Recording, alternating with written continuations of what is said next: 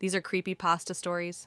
It was a warm day in August, and I was quietly sitting at the window seat inside an internet cafe near my college campus. I had my music blaring in my ears to help drown out the busy customers while I vigorously worked on a research paper. It was close to the end of the semester, so the teacher were piling work on the students to stay on schedule. After about an hour of staring at my laptop, I suddenly had the feeling of eyes on me. Being in a pretty busy place, I didn't really give it much thought. I looked up and didn't see anything out of the ordinary. There were a few men sitting at a table, chatting, other college students making use of the free Wi-Fi, and a woman at the register getting her order taken. No eyes were on me, that is, until I looked closer at the woman. I hadn't looked down to see the little girl tightly wrapped around her leg, probably around 3 or 4. She was looking at me from behind her mother's leg with a strange look on her face. It was hard to explain, sort of a blank but frightening stare directly at me. She didn't look very well dressed considering she was out in public. She had dirty brown hair that was matted down in random places, bare feet, and a white dress that was stained with dark colors, as if she had just finished playing in a flower bed. I silently smiled at the young girl and waved. After getting no response, not even a change of facial expression, I shrugged and continued working on my laptop. About a minute went by with the feeling of the little girl's eyes on me. I decided to look back up out of instinct, but she was gone. The mother was paying for her food as I quickly scanned the room for any sign of her daughter, as it appeared she didn't realize the girl was gone. After I noticed no signs of anyone younger than me, I quickly walked over to the woman and tried to explain that her daughter was missing. What she said next disturbed me. "I'm sorry, but I came here alone." "The little girl hugging your leg? She wasn't yours?" No. I didn't feel anyone on my leg." The cashier confirmed that she came in alone. Shocked, I apologized and slowly walked back to my seat. I had noticed the girl in too much detail. How could no one else have seen that? After being certain the girl was not in the building, I started to rationalize it as just being a daydream that seemed to slip into my reality. I had been staying up late worried about this paper. I regained my composure and decided to just put it in the back of my mind for now. About 30 minutes went by before the feeling came back. I tried for as long as I could to ignore it, hoping the feeling was just my nerves, but the longer I waited, the worse it got. Eventually, I couldn't take it. I snapped my head up, and immediately I was face to face with the brown-headed girl from before. She was now in the seat directly across from me, staring with that fearful look in her eyes. I let out a scream as I tumbled to the ground. I broke the gaze for just a moment to catch myself, but when I looked back up, she was gone once again. The only eyes on me were those of everyone else in the cafe, and the girl was nowhere in sight. Being just as embarrassed as I was frightened, I grabbed my stuff and quickly walked out and back towards my dorm. As I continued down the street, I was still trying to wrap my head around what had just happened when I suddenly saw her again. She'd be across the road behind a light post, in the back seat of a passing car, even through a window in the back of a shop. She was constantly staring at me, and I just had this feeling she wanted something. A feeling of dread swept over me as I began to sprint and keep my eyes focused on my path to safety. Luckily, I made it back to my dorm without another sighting, and the feeling was long gone. Exhausted from my adrenaline rush, I fell asleep right away. The next day, I woke up to the sound of beating on my door. As I opened it, 2 police officers told me to come with them to the station for questioning. Apparently, a man had been arrested right outside the cafe I was in the evening before. They told me that a group of kids were walking down the sidewalk when they noticed the man sitting in his parked car and fully focused on the restaurant with a large camera. The kids slowly walked by and peered inside his car. Behind the passenger's seat, they could plainly see some nylon rope, a large roll of saran wrap, and the glistening of a large butcher's knife. They quickly walked off and called the police to investigate. When they arrived, police found the objects, took the man's camera, and shortly after, took him in for questioning. The man had apparently been taking pictures all day of girls walking down the street and in the restaurant. The police took out the camera the man had and flipped through some of the man's final pictures.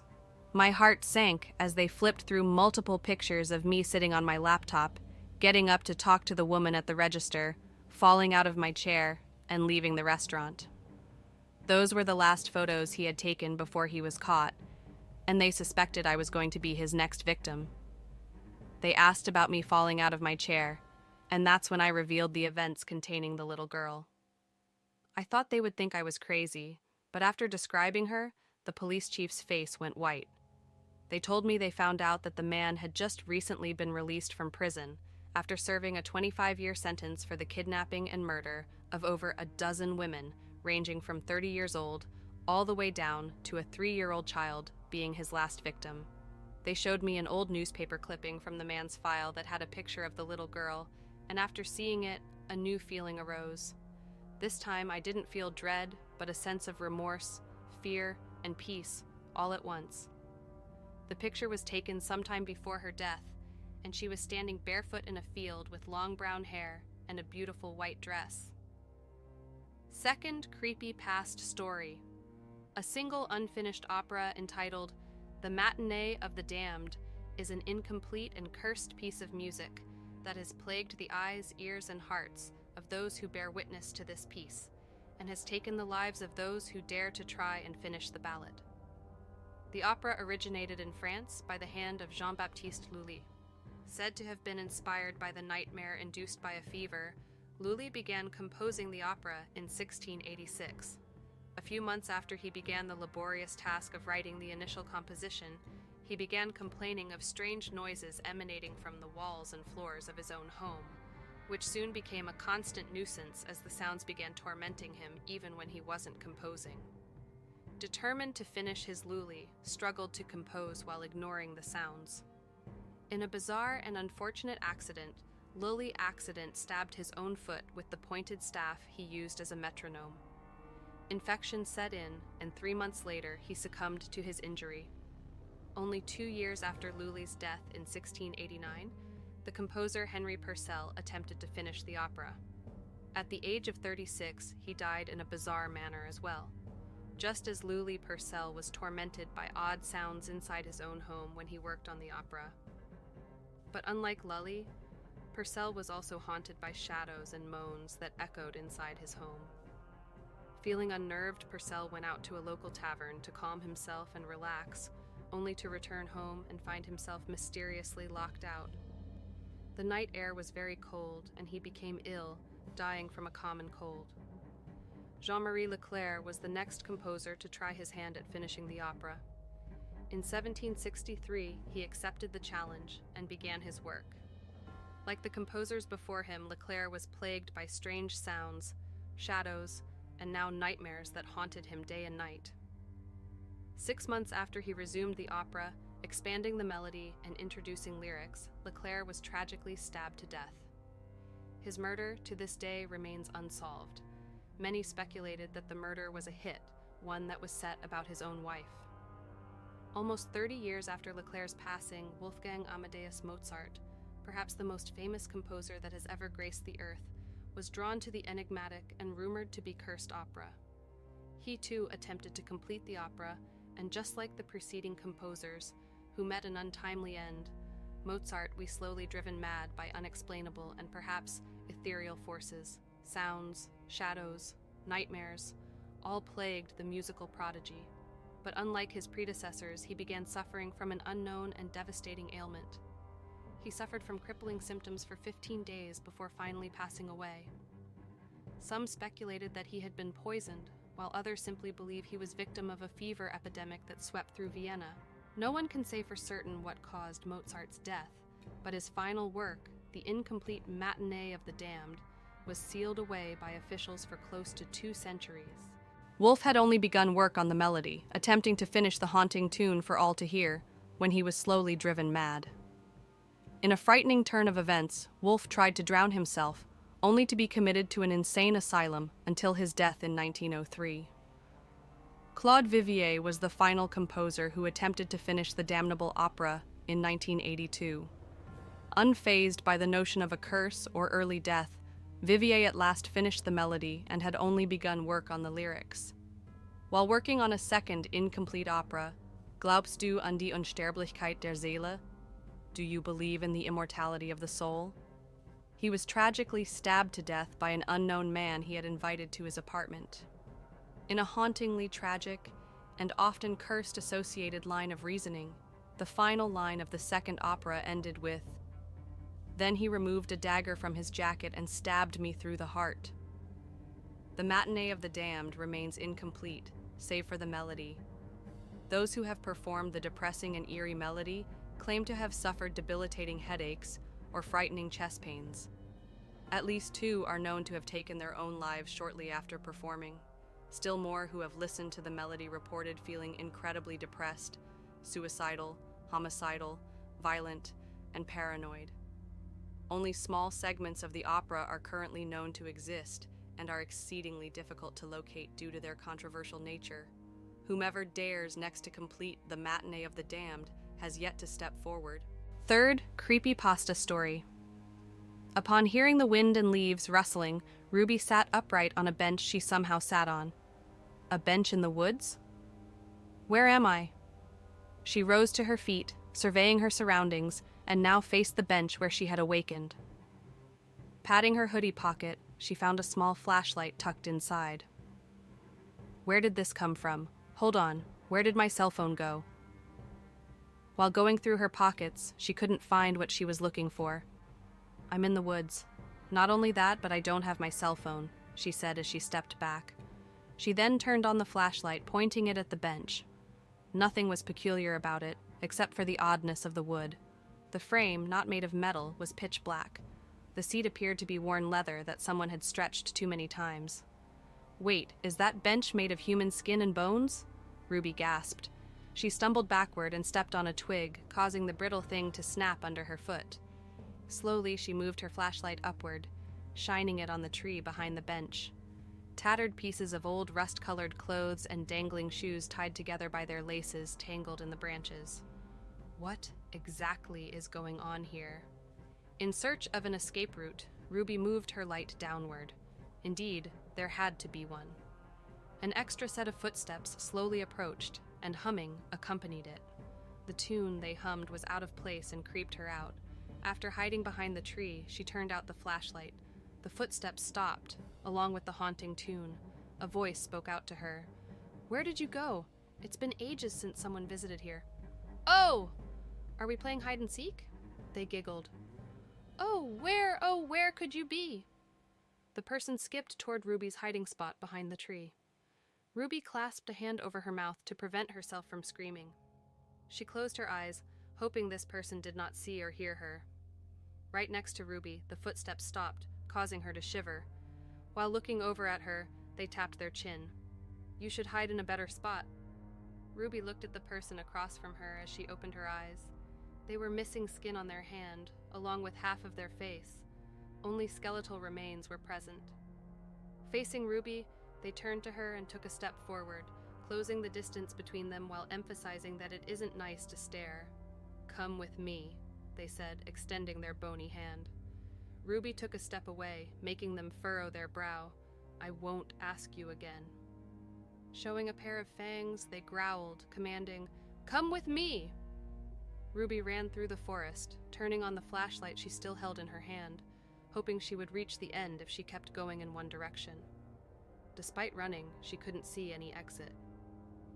As she came to a stop, she noticed a stone wall with something written on it in blood. To whoever reads this, something odd lurks in the forest. An individual hunts people in this place with a mysterious bench made of human remains. I've tried finding an exit, but it's nowhere to be found. If you make it out, please tell my family. Someone smeared the rest out. The crunching of leaves startled her as she turned her flashlight, shining toward the noise. A bony hand placed itself upon her shoulder, making her freeze in place. "I caught you," they whispered close to her ear. Exhausted, Ruby crumbled to the ground and fainted. Accompanied by someone talking, the sound of crunching leaves moved around her. A hand touched her shoulder, shaking her. Slowly, she opened her eyes, looking around her. It was early morning, and raining a man with an umbrella was kneeling next to her. Feeling relieved upon seeing Ruby open her eyes, he exclaimed, "Oh, thank goodness. then asked, "What are you doing out here all alone?" She sat up and looked around. There was no stone wall or no talking undead. Wait, what about the bench and the tree? Ruby looked at the man. The bee bench. He looked at her, confused. Should I call an ambulance for you? Shaking her head, Ruby walked with the man out of the forest and called the ranger station just outside the trail for her mother to pick her up, saying, "No, that's okay." On the drive home, her mother questioned her about leaving the house, but Ruby insisted she must have sleepwalked. With no understanding, she couldn't explain how she had arrived there alone. Looking over in the car side mirror, she paled, seeing a figure with a skeleton hand waving goodbye and mouthing, "I'll see you soon." Fourth creepypasta story. In 1976, a new roller coaster was unveiled in Kings Island Amusement Park in Mason, Ohio. The roller coaster was called The Depths and was at the time the longest roller coaster ever built, and it was only to be operated during October to celebrate Halloween. Having an annual coaster was the park's latest idea of a holiday gimmick to keep attendance up during the chilly autumn season. Their big promotion and tagline for the coaster was, "While in the depths, no can hear you scream." What made this coaster stand out more than the others wasn't just its incredible track length, it was the ingenious aesthetics that brought on sheer fright during the ride. Built in a relatively wooded section of the park's property, allowed the thick tree branches to create the illusion of an out-of-control car careening into nothingness, while being isolated from the other rides about the feeling loneliness. The roller coaster was wooden, with a 180-foot drop that dove down at an 80-degree angle. And to add to the excitement, the track at the base of the drop actually descended into a tunnel built in the ground hidden beneath the rest of the tracks. In the tunnel, lights would flash on and off, illuminating horrific murals and threats painted on the dark concrete walls of the tunnel. After exiting the tunnel, the coaster raced along on the ground, just inches above the forest floor, as a speaker blasted the sounds of painful wails of people being tortured or frightened to near insanity. The tree branches were littered with hanged bodies dripping with blood, the bodies just out of reach of the coaster's cars. The next hill took the riders 90 feet into the air and crawled at 20 miles per hour along a flat stretch of track for another 100 feet. Along this stretch, mutilated corpses of people from all ages, races, and both genders were on display. No two corpses depicted in the same manner of death or dying as another. The corpses were hanged, beheaded, drowned, dismembered, decapitated, bludgeoned, shot, stabbed, crushed, burned, rotting from illness, and other various forms of tragic death. After passing through the gauntlet of death, the coast dips down the hill and hits 3 tight turns before entering a second tunnel, also underground. The tunnel also depicts murals of violence and vulgarity, but like the gauntlet, bodies line the walls. But these bodies aren't dead. They're being tortured. Just as no two forms of death were repeated, no two forms of torture were doubled. The bodies on display were covered in spiders, snakes, bees, and other horrific creatures, while other bodies were lit on fire, trapped in a small box, submerged in a tank of water, bound in chains, needles and dirty syringes stuck into their flesh, covered in blood, and one with a gun in his mouth. The coaster continues. Its remaining 200-foot journey is completed with tight turns, bunny hill drops, and rises. All the while, loud, painful wailing continues to haunt the darkened forest and track. The car pulls back into the station, and the guests were escorted from the loading platform back to the main park. Many of the park employees noted that guests were physically ill after the ride and would get sick or even pass out. When asked about the ride, most of the passengers didn't want to speak. They wanted to leave the park immediately. Those who did talk about their experiences mentioned feeling incredibly depressed and angry, never wanting to ride the coaster again. 2 weeks after being opened, the coaster was shut down for 3 days after a passenger managed to wriggle out his safety harness and jump from the still-moving car after the second tunnel. The coaster was only reopened for another week before it shut down permanently and sealed off from the public and park employees. One of the former park guests had returned home and taken her own life. She left a note claiming that she couldn't sleep anymore, that her nightmares were so intense and haunting, that suicide was apparently her only way out. When the park closed for the winter, the roller coaster was quickly dismantled. All advertisements and souvenirs relating to the roller coaster were destroyed and never to be mentioned again by employees or officials. The park was also legally forced to pay an undisclosed amount to other former guests who were suffering from mental angst. Old news footage of the roller coaster and a few photographs still survive to this day. Several of the guests seen in the photos look genuinely upset and traumatized. Even to this day, those who survived the depths and those who were at the park during the coaster's brief life still don't like to speak about their experiences. If you like this video, so please like, share, and subscribe.